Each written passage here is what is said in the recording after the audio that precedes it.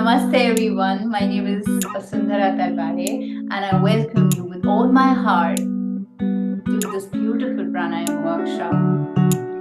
There are some do's and don'ts that you must follow in order to experience the joy, the calm, the peace and the ecstasy, the energy through the practice. Number one, please stay empty stomach, which means if you wish to eat before the practice, eat 3 hours before the practice. If you wish to drink something like a tea, coffee, ideally in a yoga practice path, you should refrain from drinking tea and coffee. But if you do consume some, have it 1 hour before the practice. If you wish to eat a fruit or a fruit juice, then have it 1 hour before the practice. Sipping of water during the practice or just before the practice is a big no-no. The energies are going to rise up through the practice and you do not want to pour anything, any liquid, be it even water, to douse down the energies that are rising. You're going to create a lot of fire in your belly through this practice. You do not want to pour water over it and put it to sleep. Otherwise, you'll have to restart again. And then if you keep sipping the water, it'll keep dying down the fire in your belly. So, no sipping water, please. Wear comfortable clothes that you can breathe in, that your body can breathe in as well. Sit on a mat or a carpet or a rug, something that cushions you and insulates you from earth, from the floor below. Because our body is a good energy generating apparatus and earth is a beautiful conductor. So what will happen is, if you sit directly on the floor, your energy will get absorbed by the earth. It brings you in a balance but of a different kind. So here in a yoga practice and especially a pranayam practice, you need to insulate yourself so that your energy rises up in the top direction. And there's lots of fire that gets created in your body that serves you to heal, to energize, to find that hormonal balance, and so much more. So it's very important, please sit on something that cushions you. How do you sit? You can either roll the mat this way and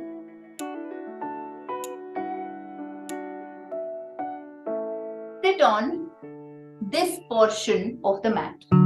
So you will keep your buttocks just about slightly touching the rolled mat. The tailbone is touching. You're not literally sitting on the rolled mat. No. You're simply touching your tailbone so that the tailbone finds its lift and your back remains straight throughout the practice. Since we are going to sit for almost an hour, it becomes easy.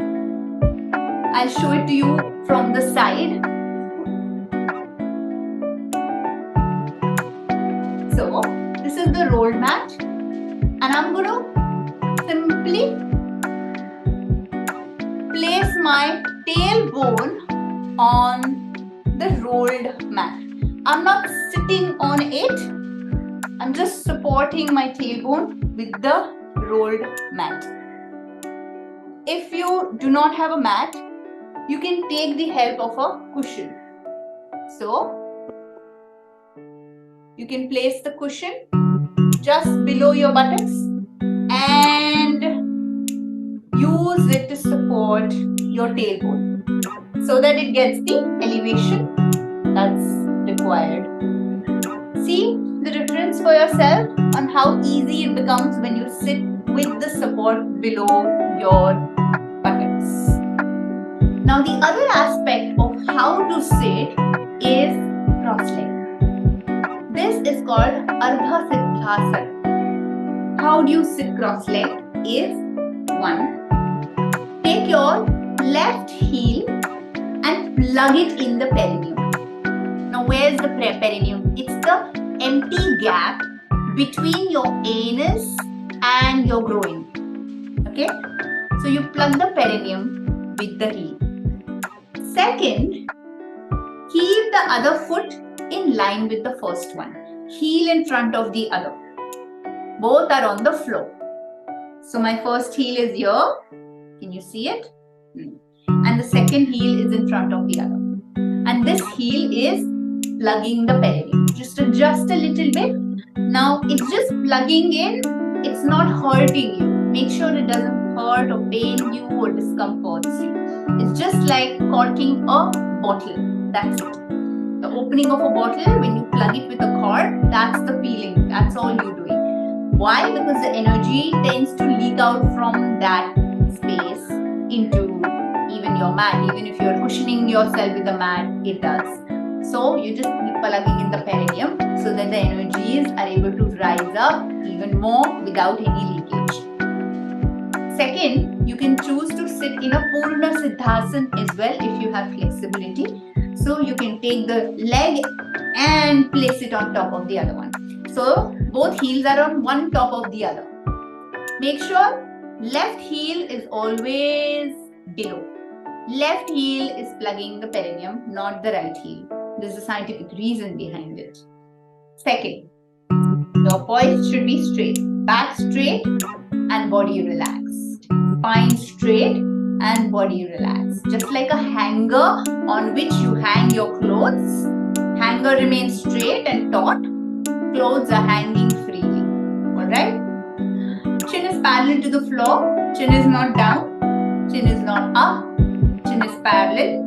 So the neck bone and the rest of the spine are in one straight line. Alright? Shoulders are back. Shoulders are not slouching. Chest up. And hands are in Prana Mudra. Prana Mudra is when your thumb and index finger come together, forming a circle, and the 3 fingers are straight. They're not apart, they're not curved like this.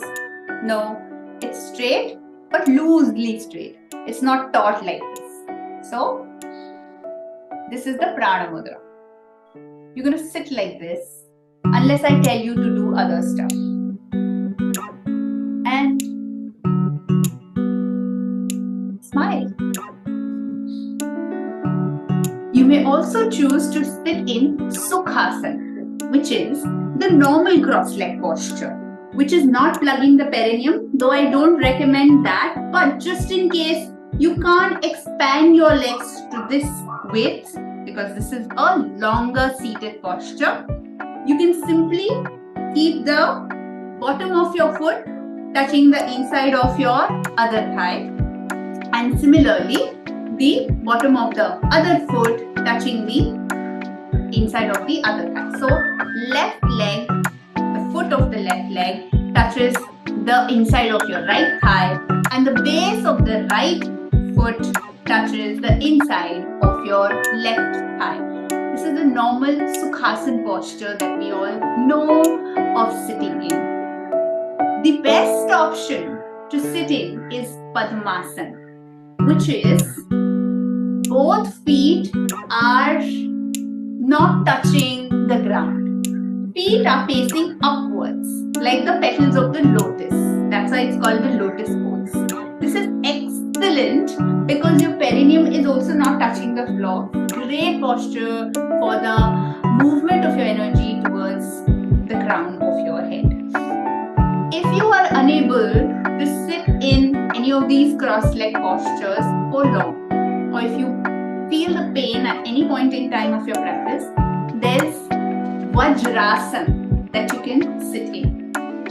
All you have to do is bend both your legs in the knees and sit on your heels. This is how the feet look from behind when you see it. Both feet, toes are together. Toes are touching each other. Heels are apart. This forms a V shape And then you place your buttocks on the heel comfortably. Knees are together, back is straight. This is what it looks like from the front. Knees are together, big toes are touching at the back, heels are apart, and your buttock is resting on the heels. Both hands have to be cupping gently the knees. Make sure that you have your prana mudra when you practice the various pranayams that I will take you through. Another option to sit in, and this is only for those who have severe knee problems. I have had clients who have come with an okayish knee problem, who had not been sitting on the floor, who had initial thigh pain, knee pain. It was because they had no habit of sitting on the floor.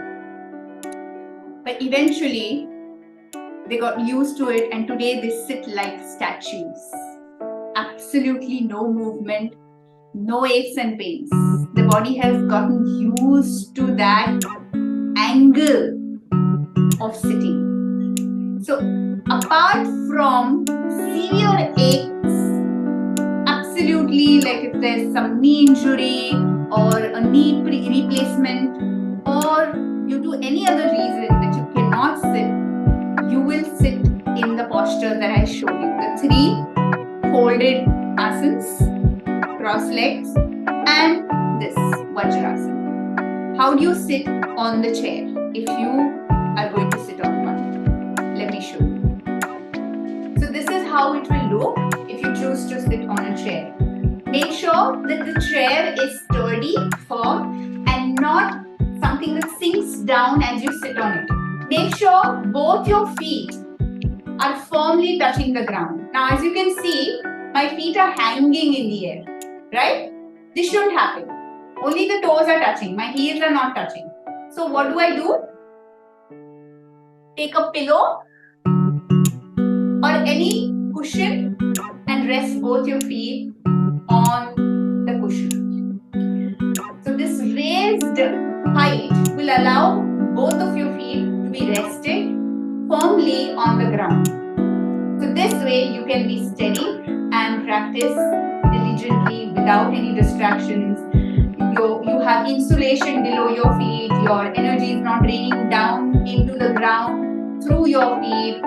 If your feet touch the ground, for example, and if you're not using a cushion, then make sure your feet are on a mat or on a rug or a carpet, anything, a towel, for example. Be it anything, make sure they are insulated, not touching directly the ground. When you are in front of your laptop or your phone, make sure that I can see your torso, including your legs. How you sit is very important for me to see. I want to see your face as well. So don't make only this much visible and not your face, or only this much visible and not your belly or your lower legs. So I want to see the whole body. So place the computer, the laptop, or the phone in such a manner that I can see all of you. Why is it important? Because when there's some uneasiness in your practice, it shows on your face. And I need to be able to see your face. If there's any discomfort in the movement, or if there's any inappropriateness or incorrectness in your belly movement, I want to be able to see it. Therefore, I need to see the whole of you. And finally, put yourself on mute if you are not. Sit in a comfortable, quiet surrounding. Keep the pets away if you have any. Let the others in your family know that you are doing a practice. Now, in case you are in a space where there's going to be some noise, there's going to be some people, maybe children, maybe some pets who you can't keep in the other room, then I would request you to please stay focused in the practice. Remember, we cannot control the noise in the world outside. We cannot control the movements of people and pets around